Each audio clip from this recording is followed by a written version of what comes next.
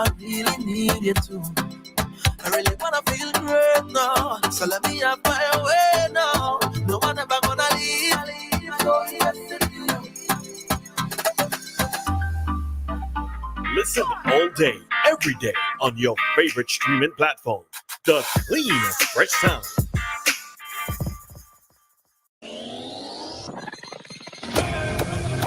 Rise and shine. Let's get ready to take on the day. Activated Mornings on WEFM 99.9 is on now.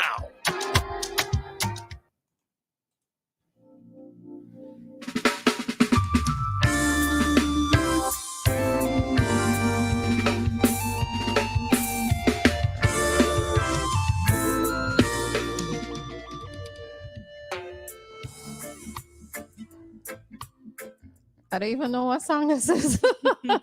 I like the rhythm, but nice. Yeah, I like the rhythm. I have no idea what song it is. I have to look for this song. All right. So good morning, SVG.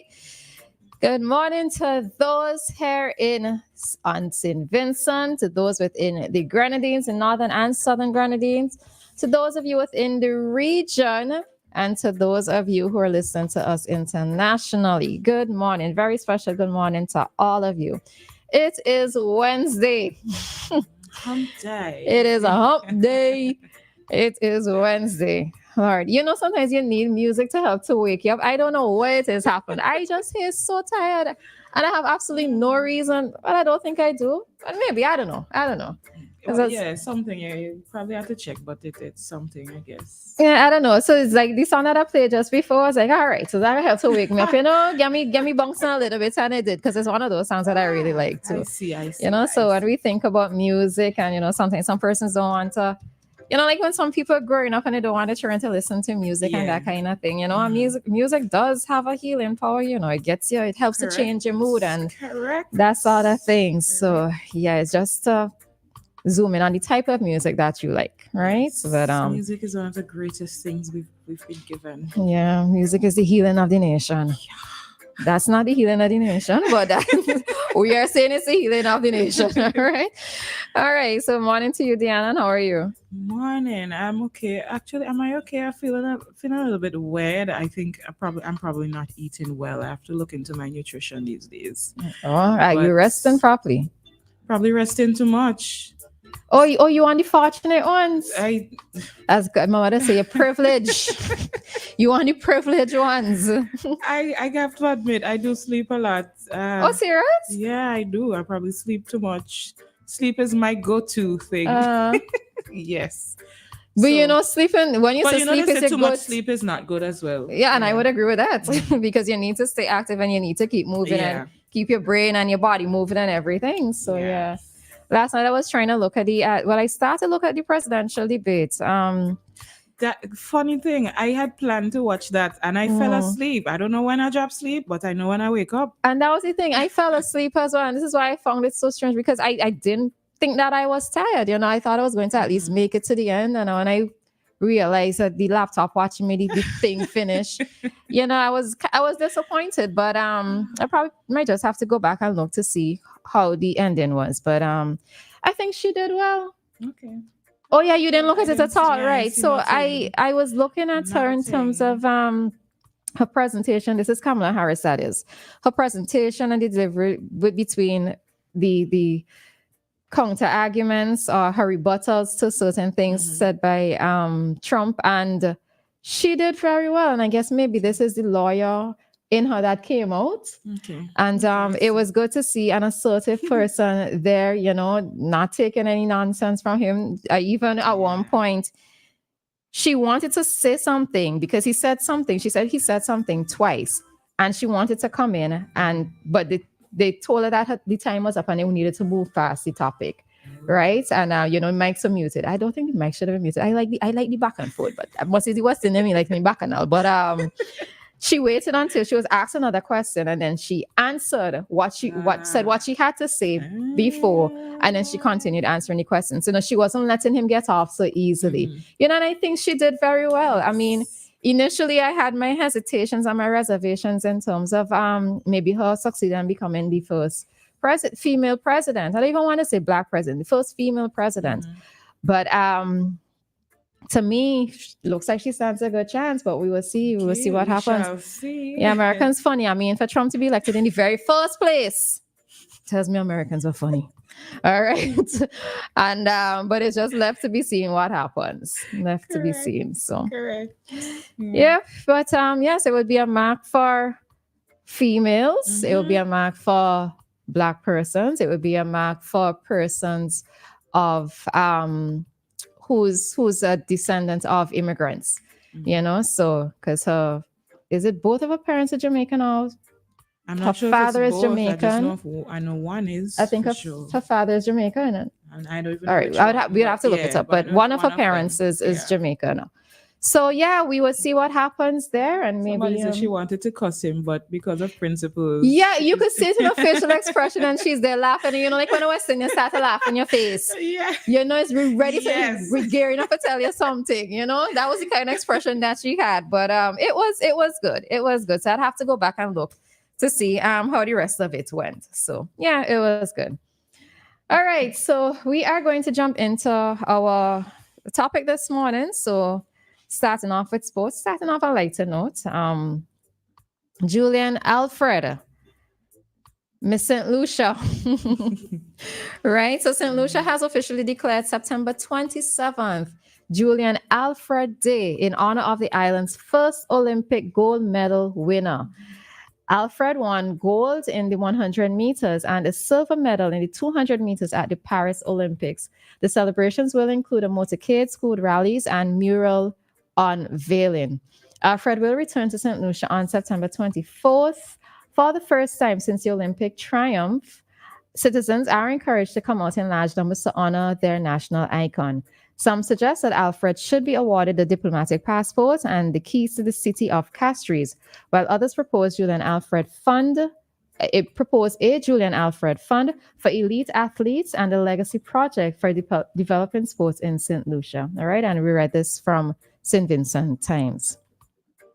So the rewards keep coming in. It's a holiday, Julien Alfred Day. Well, of course, we're proud of receiving that award. We're proud of St. Lucia for continuing to recognize their medalist. Again, it's a motivation. Well, I would like to believe that move would be a motivation for other athletes as well as coaches to continue in their work, to continue to excel, to continue to work hard, work towards their goal. Right? I think it would also be motivation for countries to now take more pride in investing in the athletic field. Yeah. And other countries now, I'm hoping that they would look at the success of these athletes. So not just the rewards they're getting, because the reward is as a result of what they did, that countries would look at how they have done, how they've performed in the Olympics and up their game with their athletics in their respective countries. So if you wasn't doing too much before, I'm hoping that they would see this as a move to do better. Right. And along with that too, what it means for me is the legacy okay, so it's one thing to have a national holiday, but 100 years from now, that holiday will remain. Yep. Right? So this is the way in which she's leaving her mark for a lifetime, till God ready to come for the world. Right? She's leaving her mark for that lifetime. And, it's always good. For me, though, I note the suggestions that were made here in the article in terms of what several persons have suggested, I guess St. Lucians have suggested in terms of how the day can be commemorated or her success could be commemorated. But you know what it is for me? I would love to see more though. So yes, all these things are good, right? But I'm the type of person, like I need a visual reminder of things. So like a statue of her, right? So every time a child passes across, it could be like, this is who I can look up to, right? You have that representation, or you're seeing that a constant reminder that I can do this, and success. And it's not only just in the context of being an Olympic champion or engaging in athletic abilities or athletic events, etc., or being involved in sports, but just in the everyday life. Yeah. Like she was able to overcome and succeed at whatever it is, and I too can do it. So I like those physical monuments, that would be a reminder for me. Yes, absolutely. I agree Yeah. with you. So Agree kudos with you to her. there. Kudos to her. So persons on the live, and yes, persons are saying that. Oh, so I was yes. correct. So Yes. Harris's father is Kamala Harris's father is Jamaican. Her mother is Indian. All right. So yes. Thank you guys for that. All right. So I brought my newspaper, Vincentian, because yesterday, in a discussion, I can't remember what it is we were talking about, and yesterday, Before we move Dianna. on, Anne is saying even a jumbotron billboard for Alfred. Oh, what's a jumbo? I don't know what's a jumbotron billboard. You're going to send us You to Google probably because have I'm to- not sure. yeah, you have I'm to not go sure to what that Google. looks like, right? So I'd have to look that up, and all right. So yesterday, Dianna was asking a question about the MV guidance. She was saying that she doesn't know. She wants to know what has happened with it, right? Many of us want to know what has happened with it. And I remember reading a commentary in the Vincentian on the last weekend's edition, and it was submitted by Donald D. Riggs, who's executive director of RRLYRM. And I know he's involved in, oh gosh, what's it? It's that radio communication. This is embarrassing. I should have remembered what the actual term is. All right. But anyhow, so he made a contribution in terms of the fact that the vessel is still missing along with the crew. Right. And he's saying, so let me just read part of it. So he says 2 months have passed since the reported disappearance of MV Guidance 2 and her crew, and relatives and captain and crew wish to have some closure on the issue. No memorial service has been planned yet, and some of the immediate relatives of the crew are asking if philanthropic organization or individuals can pay for a submersible remotely operated vehicle with side scan sonar capabilities to map the area of the ocean floor between Canawan and Union Island to see if all the MV Guidance 2 could be located. Right, the vessel was empty. It had no cargo at the time of its disappearance. So he's suggesting that, let me just pull the exact information. That simulation tested, let me find the actual thing, right?